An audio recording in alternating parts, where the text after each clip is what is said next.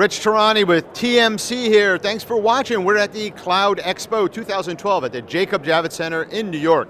On our program is Henry Fastert, who is the Chief Technologist of SHI Cloud Services. Welcome to the show. Thanks for being here. My pleasure.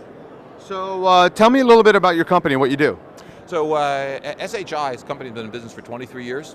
Started as a small reseller of software, has become a very large-scale reseller of both hardware and software products, as well as professional services. Last year we launched our cloud services initiative. So we launched at VMworld last year, and been in operation over the next 9 months. And what's the response been? It's been excellent. We've really targeted a very specific niche of infrastructure as a service. We really wanted to offer a service that would allow customers to put production applications, including mission critical applications, into the cloud. It was a part of the cloud market that was not really being very well served at all, and fit very well with our traditional customer base. We sell to IT. And so our customers are, the CIOs and technologists of major companies who want to use cloud but need a different type of cloud. They need something other than the consumer type or retail type of cloud. Fantastic. Now, from a competitive standpoint, what do you see in the market? So there is not a lot of competition in that particular niche. Most of the cloud providers around infrastructure as a service really target the retail market or the credit card swipe market. We target that very different segment that I described, and we do that via a series of technology approaches that are unique to SHI. We developed a technology that allows us to project virtual machines directly onto the customer's network, so they exist in the customer's IP namespace. The advantage of being in the customer's IP namespace is that production applications always have data dependencies of other systems inside the customer's network. One of the issues you hear about cloud and issues around cloud adoption have a lot to do with the fact that most cloud providers have your virtual machines in their IP namespace.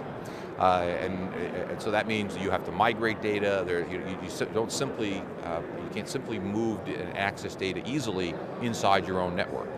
By projecting our virtual machines onto a segment of the customer's network, that problem disappears.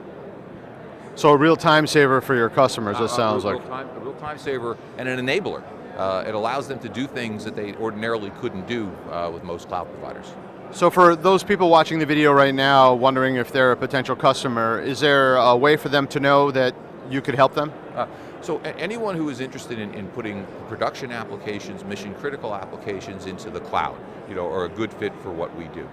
And so, regardless of size? Regardless of size. We offer two distinct types of offerings. We offer our multi-tenant offering, where multiple customers come into our cloud centers and operate virtual machines from there.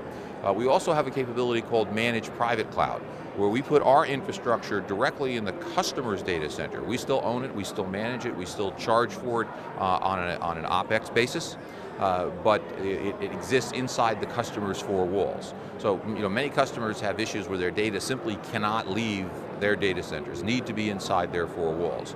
And even though in our main cloud centers we fully encrypt all data, including data at rest, some customers still need to have their data literally inside their four walls. And so our Managed Private Cloud capability solves that issue as well. So we provide a very broad deployment model for customers from very small to very large. Excellent. What's next for the company? There are a series of things that we'll be doing to expand our cloud offering. We'll be offering a true platform as a service capability. Platform as a service, as we know it in the industry now, is essentially development platform as a service, where you're required to develop in a very specific set of tools so that the application can run in the cloud. We're in the process of developing what we refer to as second generation platform as a service, where the platform as a service layer acts as the next layer of abstraction. So we've abstracted hardware by creating virtual machines, but you still have to do something with virtual machines. You have to lace them together in an application deployment architecture. You have to load middleware onto them. You load the software on them. There's a variety of things you need to do to stand up an application. So the concept of second generation platform as a service automates all of that. It takes information from a wrapper around the application that describes the application deployment architecture, and then acquires all the middleware components, laces it together in an application deployment architecture, loads the software, and then optimizes the performance of that all inside the layer. And you do that across any application. It does not need to be developed in any specific tool set. Excellent, thank you for your time today. Oh, my pleasure.